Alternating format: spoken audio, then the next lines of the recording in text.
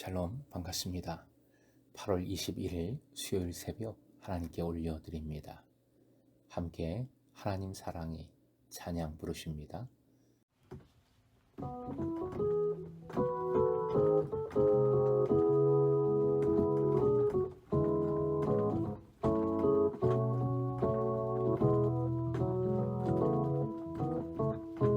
하나님의 사랑이 당신의 삶 가운데 가득하기를 축복합니다. 하나님의 은혜가 우리 가운데 가득하길 기도합니다. 하나님의 사랑이 당신의 삶 가운데 가득하기를 축복합니다. 하나님의 은혜가 우리 가운데 가득하길 기도합니다. 가득하길 기도합니다.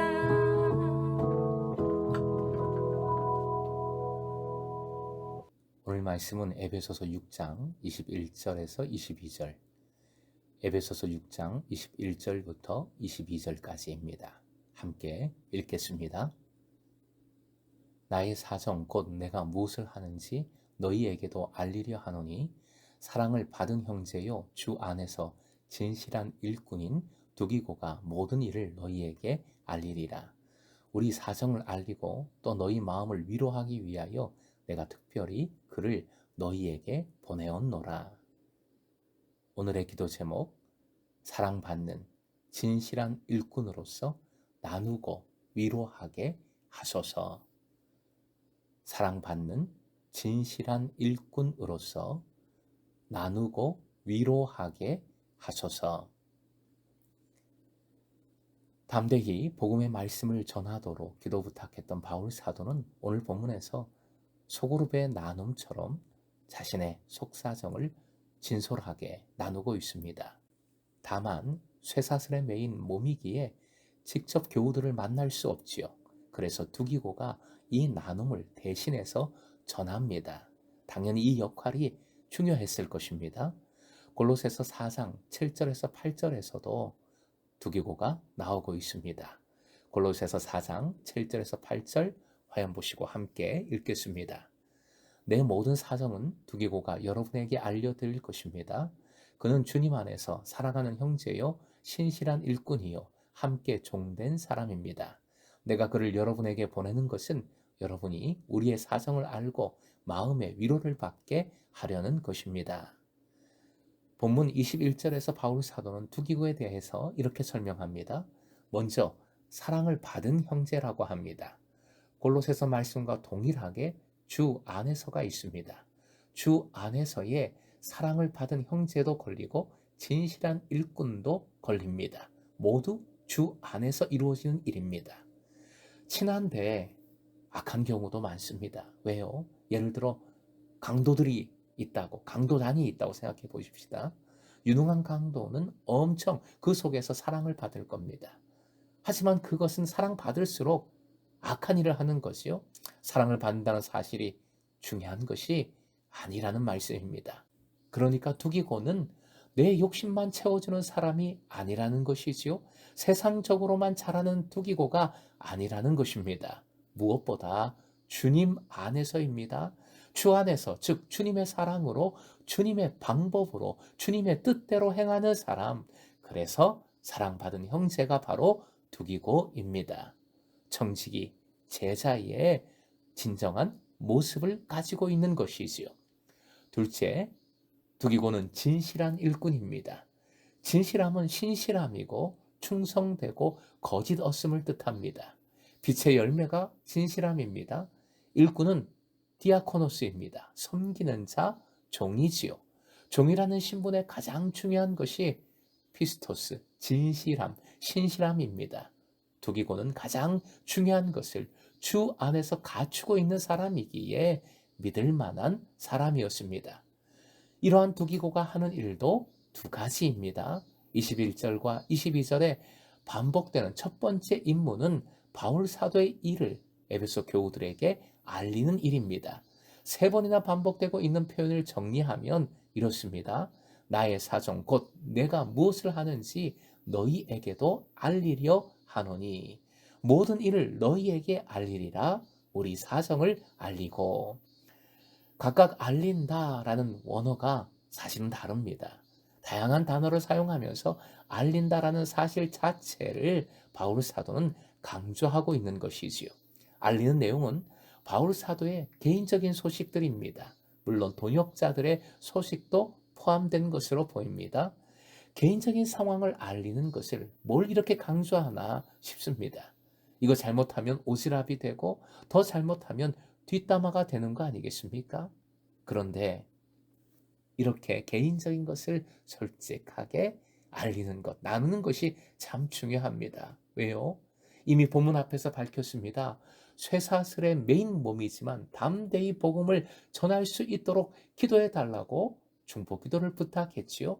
이 개인적인 상황은 신변 잡기의 차원이 아니라 뭘 자랑하고 그러려고 하는 것이 아니라 그저 내 문제만 해결해 달라고 하는 것이 아니라 복음을 전하는 사명자, 말씀을 나누는 청지기로서 주어진 사명을 잘 감당하고자 하는 간절한 소망으로 이렇게 나누고자 하는 것입니다. 그리고 무엇보다 이 상황 자체가 바로 기도 제목이 됩니다. 복음을 위하여 바울 사도를 위해 기도할 때 이 상황을 들은 교우들은 더욱 구체적으로 더욱 간절하게 바울 사도를 위하여 복음을 위하여 중보할 수 있었을 것입니다. 이것이 솔직한 나눔이 왜 필요한지에 대한 이유이고 소그룹의 목적이 됩니다. 솔직한 나눔과 기도는 불가분의 관계이고 솔직한 나눔과 기도를 통해 우리 주님은 역사해 주시는 줄 믿으시기 바랍니다. 두 번째 일은 위로입니다. 위로. 22절 너희 마음을 위로하기 위하여 내가 특별히 그를 너희에게 보냈다고 합니다. 위로하다의 원어는 파라칼레오라는 단어입니다. 파라, 옆에서 칼레오, 부른다라는 의미가 합쳐진 단어이지요. 옆에서 부르는 것이 위로이고 격려입니다. 옆에서는 함께의 의미이지요. 위로는 함께함, 만남 속에서, 관계 속에서 이루어집니다. 그리고 부른다는 것은 위로가 되는 것을 말해주는 것입니다. 무엇보다 이것은 하나님의 말씀을 전제로 합니다. 말씀은 위로의 능력입니다. 말씀으로 위로해 주시는 분이 바로 성령님이십니다. 그래서 성령님의 이름도 바로 이 단어에서 나왔습니다. 보혜사, 헬퍼라는 성령님의 이름이 파라클레이토스, 옆에서 말씀으로 위로해 주시는 분이라는 뜻입니다. 두기고가 바로 주 안에서, 즉 성령님을 따라 이 위로를 전한 것이지요. 우리가 청직으로서 전할 것은 성령님을 따라 바로 이 위로를 전해야 하는 것이고 나누어야 하는 것입니다. 내가 직접 할 수 없을 때 성령님은 역사하십니다. 기도조차 할 수 없을 때 성령님은 말할 수 없는 탄식, 나보다 더한 아픔으로 나를 위해, 우리를 위해 친히 기도해 주십니다. 중보해 주십니다. 이러한 성령님의 역할을 실제적으로 행한 이가 바로 두기고입니다. 두기고의 특징, 두기고의 사명, 행했던 일을 오늘 본문을 통하여 우리는 기억해야 하겠습니다. 주 안에서 사랑받고 주 안에서 진실한 일꾼이 되시길, 주 안에서 나누고 위로하는 청지기가 되시길 축복하고요. 바울 사도에게 투기고가 있듯이 여러분에게 투기고가 있기를, 무엇보다 금성의 제자들이 누군가의 투기고가 될 수 있기를, 그래서 소그룹을 통하여서 나눔과 위로가 충만하고, 그래서 함께 주님 주시는 복을 충만히 누릴 수 있는 공동체가 될 수 있기를 주님의 이름으로 축원드립니다.